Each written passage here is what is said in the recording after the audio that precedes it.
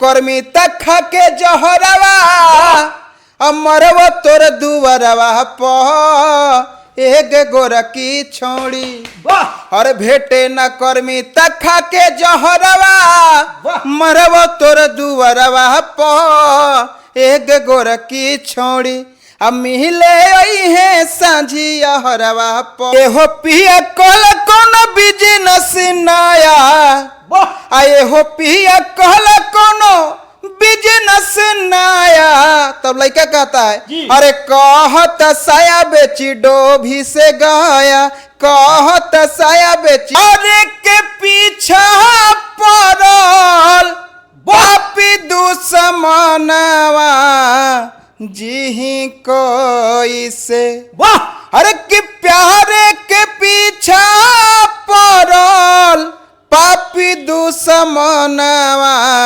जी कोई से।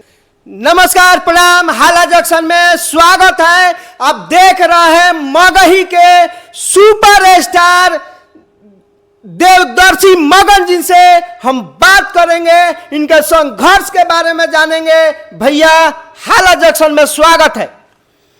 सबसे पहले तमाम भोजपुरी मगध के हमारे मगही श्रोतागण को, सभी लोग को मेरी तरफ से नमस्कार प्रणाम, सभी लोग को धन्यवाद। और जितने भी हमारे हाला जंक्शन से जुड़े हैं सब लोग को धन्यवाद।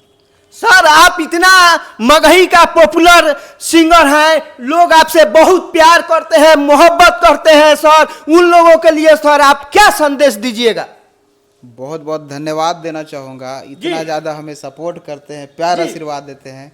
कोई भी गाना मैं गाता हूँ छोड़ता हूँ तो बहुत सारा प्यार आशीर्वाद मिलता है। जी हम चाहेंगे कि जिस माई के कृपा से आप गीत गाते हैं, हम चाहेंगे 2 लाइन उस माई का गीत हो जाए सर। सबसे पहले माँ का जब याद आता है ना जी तो बहुत कुछ जुड़ जाता है। जी सर। जैसे कि हमारी माँ नहीं है ना पापा है। अच्छा, तो एक गाना था। कोई बात नहीं है सर, आपका माँ नहीं है, पापा नहीं है, लेकिन आपको करोड़ों लोग जो है आपका आशीर्वाद मिलता है, प्यार आपसे करते हैं, वही सबसे भारी चीज है सर।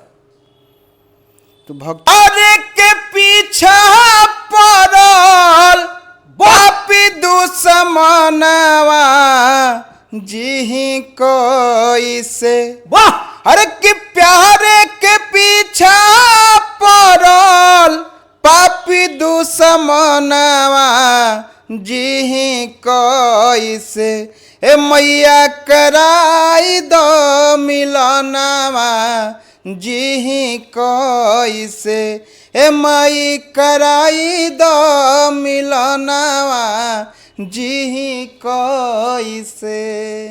वाह सर आपका गला बहुत अच्छा है, लोग जो है काफी आपसे प्यार करते हैं सर। लेकिन हम चाहेंगे कि सर आप इतना पॉपुलर सिंगर हैं सर, यहाँ तक पहुँचने के लिए सर आप कितना संघर्ष किए? जब संघर्ष मेरा चालू हुआ था तो हमारे गांव के मुखिया थे श्री सत्येंद्र प्रसाद सिन्हा जी, उन्होंने बहुत सहयोग किया। इस क्षेत्र में लाने वाले हमारे वही है मुखिया जी। और हमारे गार्जियन का सपोर्ट रहा। जब लाइन में आए उसी समय मेरी माता जी डेट कर गए, उसके बाद पिताजी डेट कर गए। तो मैं संघर्ष हमेशा करते रहा और सारा पब्लिक का प्यार मिलता रहा। जी तो आपका संघर्ष जो है जीवनी है जो बहुत सारे एथी है सर। बहुत मान ली किसी का साया हट जाता है किसी का ना, तो लड़का अनाथ लड़का कितना मेंटली डिस्टर्ब होगा, सब कुछ से डिस्टर्ब होकर फिर भी इस क्षेत्र में मैं हूँ, सेवा कर रहा हूँ, सबको मनोरंजन कर रहा हूँ। तो सर देवदर्शी जी आप ये बताइए सर, ये मगही में गीत गाते हैं तो आप कितना दिन से गीत गा रहे हैं? मगही में जिस समय 61 का जमाना था, हमारे गुंजन भैया बजते थे, उस समय मेरा गाना बजा। अच्छा। जब उस समय बहुत सारे भाई हमारे अभी बहुत अच्छे लोग आए मगही में, मगही को आगे ले गए। उससे पहले मैं मगही को बहुत आगे ले गया हूँ। जी सर, समझ गए। बाप रे, उस टाइम का आप सिंगर हैं सर? 61 के जमाना से बजे हुए हम जी।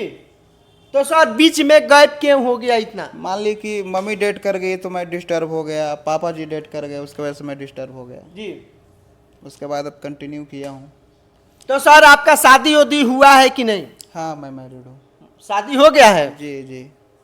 तो हम चाहेंगे सर एक आपका और आज भी गाना ट्रेंडिंग में है, सेट सॉन्ग। हम चाहेंगे सर मगही में सेट सॉन्ग सर सुना दीजिए। साइड ने एक मेरा गाना बहुत अच्छा एक आया था जी। अरे किए हो पिया कल कौन बिजनेस नया, आए हो पिया कल कोनो बिजनेस नया, तब लड़का कहता है जी। अरे कहत साया बेची डोभी से गाया, कहत साया बेची डोभी से गाया। और इस गाने का म्यूजिक सवारे थे हमारे आर्या भैया, और मिक्स से और रिकॉर्डिंग हमारे जीतू शर्मा जी, बहुत अच्छा हमारे मित्र हैं और दिल के करीब हैं, और हमेशा उनका प्यार रहता है, और उन्हीं का स्टूडियो में हम लोग बैठे हैं आज। जी जी।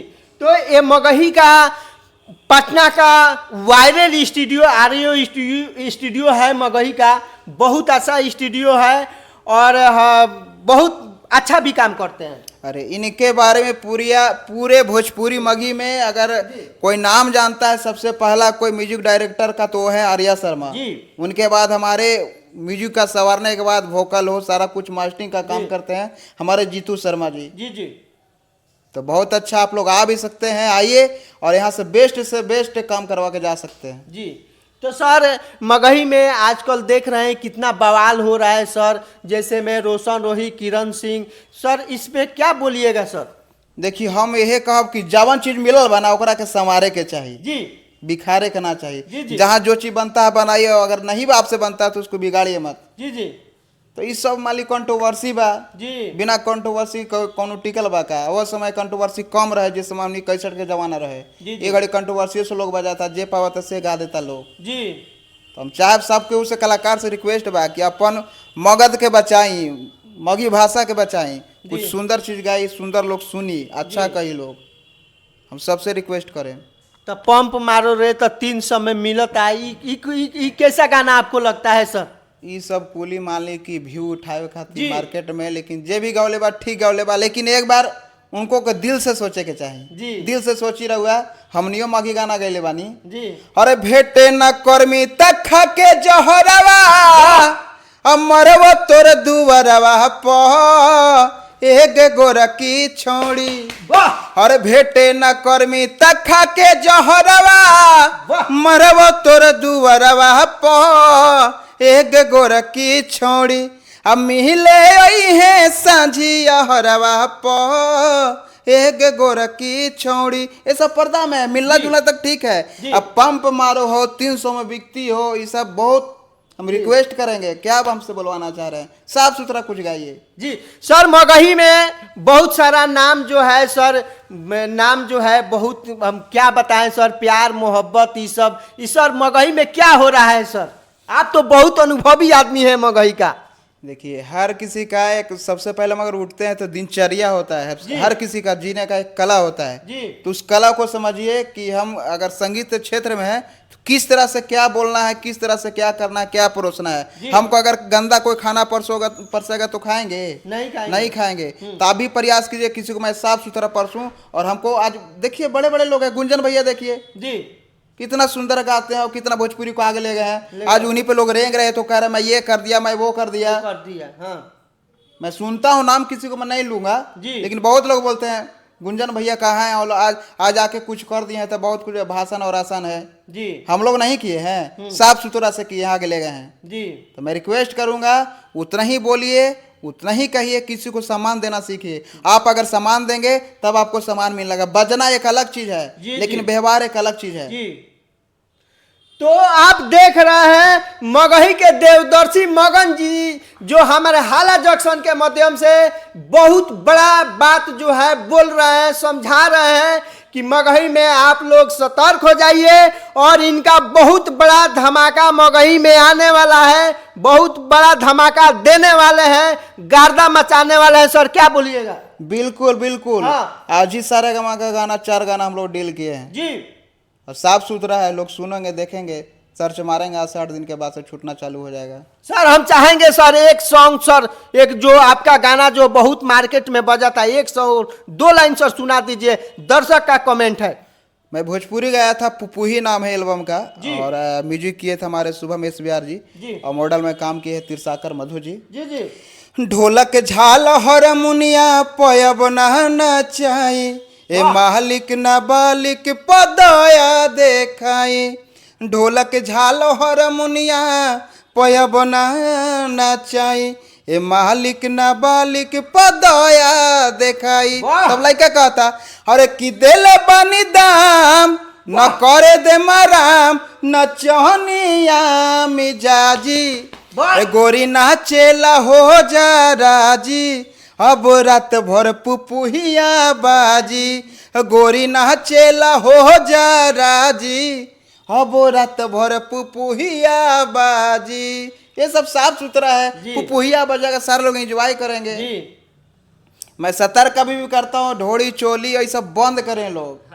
सर सर सर आप सब लोग सर ढोली चोली गाते हैं सर, आप क्यों नहीं गाते हैं सर? मैं क्यों गाऊंगा जी मुझे अगर अच्छा चीज से प्यार मिल रहा है जी तो मैं क्यों गाऊंगा। जी जी आज स्टेज कोई कर लेंगे क्या ढोड़ी चोली गाने वाले? स्टेज पे आके हमारे साथ बैठे जी स्टेज मिलता है क्या उनको करने के लिए? ढोड़ी चोली वाले स्टेज कर सकते हैं, स्टेज नहीं कर सकते हैं। अच्छा। किसी अच्छे लोगों के द्वार पे जाके गा सकते हैं क्या? नहीं नहीं खदेरे नहीं जाते, आप लोग देखते हैं वो हाँ, खदेरे जाते हैं। हाँ, हाँ। सुधार जाए लोग, बचाइए। जी मैं रिक्वेस्ट भी कर रहा हूँ, एक तरह से समझा भी रहा हूँ। अच्छा बहुत मेहनत लगा है लोगों को मगही को आगे ले जाने में, भोजपुरी को आगे ले जाने में। जी जी ठीक है, लेकिन सर ये लोग ढोली चोली गा के सब नाश कर दिया है सर। नाश कैले बा लेकिन वो सुधारे के पड़ी। मान ली कि इनको नाश होता एक दिन समझ में आ जाई। हाँ। लोग पिटाता जहे के तहीं पिटाता फिर भी सुधरत नहीं खे। हाँ। पैसा के लोग बनल बा लोग के, हम्म। समझ गए नहीं? तो सर आप मगही का इतना पॉपुलर सिंगर हैं, बहुत अच्छा गीत भी गाते हैं और बहुत जल्द धमाका देने वाले हैं सर। जाते जाते सर अपना दर्शक लोग को क्या बोलिएगा और हाला जंक्शन के बारे में क्या बोलिएगा? सबसे पहले बहुत अच्छे आप हैं जी। और लोगों का आवाज़ को दूर दूर तक काफ़ी लोगों तक पहुंचाते हैं आप। जी, जी। सबसे पहले मैं आपको धन्यवाद देना चाहूँगा। जी, एक जी। माध्यम हल्ला जंक्शन चैनल को भी जी। ढेर सारा आप सब प्यार दे, सब्सक्राइब करें, फेसबुक पर देखें, इंस्टाग्राम पर देखें, यूट्यूब पर देखें, सारे लोग प्यार दीजिए। जी तो आप देख रहे हैं मगही के देवदर्शी मगन जी से बात करके हमको बहुत अच्छा लगा। आप लोग कमेंट में जरूर बताइएगा क्योंकि भैया का 2-3 दिन में बहुत बड़ा धमाका देने वाले हैं। तो आप लोग बेसब्री से इंतजार कीजिए और सुनिए और बहुत भैया का बहुत सारा आशीर्वाद दीजिए कि भैया बहुत आगे जाए और हाला जंक्शन जितना हमारे परिवार हैं, हम सुनते हैं हमारे चैनल को, मेरे तरफ से भी भैया आपको बहुत सारा आशीर्वाद है कि सर आप बहुत आगे जाइए। जय हिंद, जय भारत, जय मगही।